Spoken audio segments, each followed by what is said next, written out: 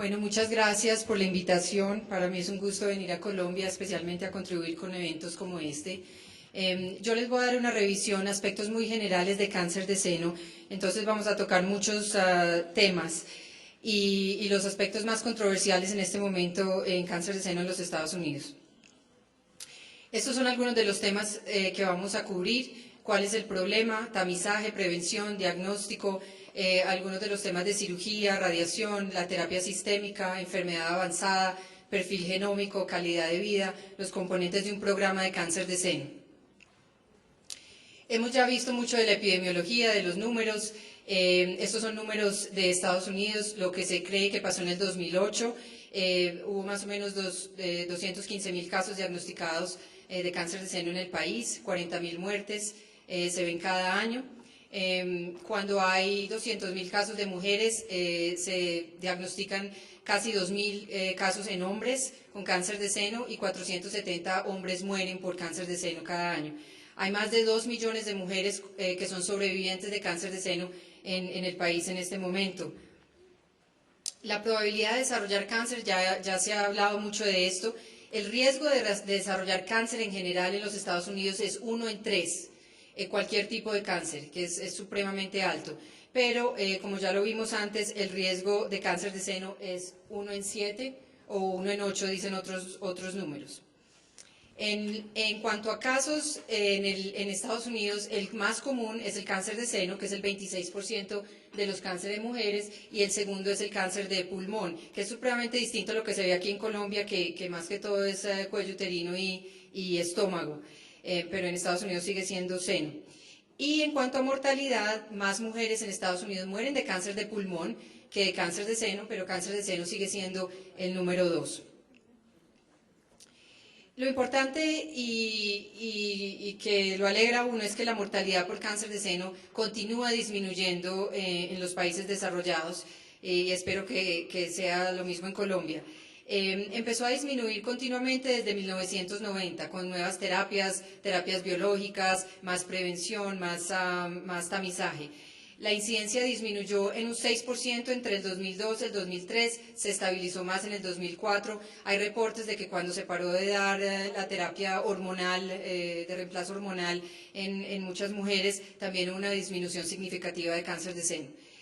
Cuando el cáncer se diagnostica temprano, la sobrevida es muy alta. Entonces, eso es lo más importante y tal vez el mensaje del diagnóstico temprano hace que la sobrevida a 5 años sea más del 95%. Y solamente 6% de pacientes tienen enfermedad avanzada, metástasis, en el momento de diagnóstico, que veo que los números que mostraron de Colombia es un 10% de mujeres se diagnostican con metástasis, entonces están relativamente cercanos los números.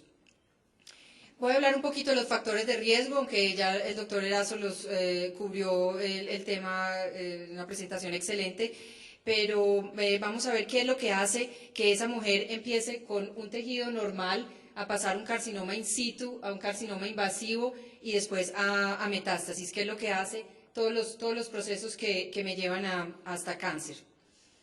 Se ha hablado mucho del riesgo, de lo que genera, de la ansiedad de la paciente, y es muy interesante ver lo que la paciente o la mujer cree que es su riesgo de cáncer de seno. Y aquí está lo que es la percepción del riesgo.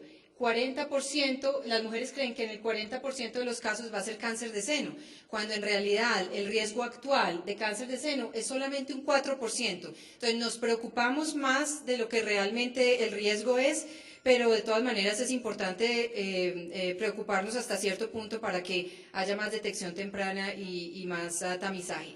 De todas maneras, lo que más mujeres mata en el mundo es la enfermedad de corazón, más que cáncer de seno.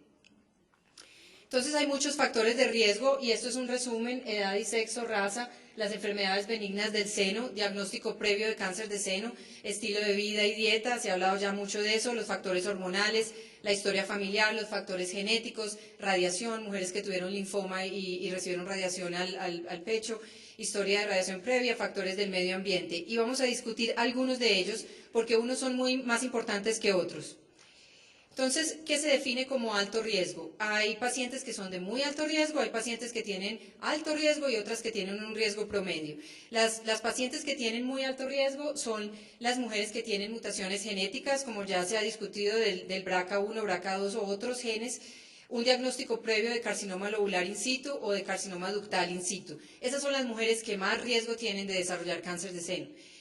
Las mujeres que se clasifican en riesgo alto son las pacientes que han tenido atipia. Atipia son esas células que ya empiezan a cambiar, que no se ven tan mal como para ser llamadas cáncer, pero que ya empezó el proceso de cambio y es un proceso precanceroso que lo identifica uno como alto riesgo. Cuando se tiene atipia, el riesgo puede estar aumentado hasta en 7 veces. Los senos densos por mamografía es algo que que hay más y más información. Las pacientes que tienen senos muy densos, obviamente el diagnóstico es más difícil, pero también hay un aumento en la incidencia de cáncer de seno. Y la historia familiar, sin tener la mutación genética, pero varios familiares con cáncer de seno. El riesgo promedio son la mujer, que es la mayoría, que no tienen factores de riesgo significativos. La enfermedad benigna del seno en general no causa cáncer de seno. La lesión es lo que se llaman las lesiones no proliferativas. Una lesión no proliferativa, como se hablaba antes del fibroadenoma, de los cambios fibroquísticos del seno, de los papilomas solitarios, esos no aumentan el riesgo de cáncer de seno. Pero cuando ya empezamos a ver más lesiones, no solamente una lesión única, pero ya varias lesiones, el riesgo empieza a aumentar un poco. Y lo que son las lesiones proliferativas sin atipia pueden aumentar el riesgo hasta en 2 veces. Y esos son los fibroadenomas complejos, la hiperplasia florida, la adenosis esclerosante, papilomas intraductales. Entonces esto es un diagnóstico puramente de patología, pero que puede aumentar el riesgo hasta en 2 veces. Y ya cuando hay atipia, esas células que ya empiezan a cambiar, dirigiéndose en el camino hacia cáncer, el riesgo sube 4 a 6 veces, que son la hiperplasia lobular atípica y la hiperplasia ductal atípica. Esto es una gráfica de cómo la densidad del seno aumenta el riesgo de cáncer de seno. Entonces vemos aquí la primera, sí proyecta bien, la primera es un seno con mucha grasa y el riesgo relativo está en 1. Pero cuando vemos que el seno empieza a aumentar en densidad, por ejemplo, esto es un seno supremamente denso, más del 75% del seno es denso, el riesgo de cáncer de seno puede aumentar hasta en 5 veces. Entonces, esto es algo que le estamos poniendo atención y que los radiólogos están reportando qué tanta densidad en el seno hay para saber si ese paciente se clasifica en alto riesgo o riesgo moderado.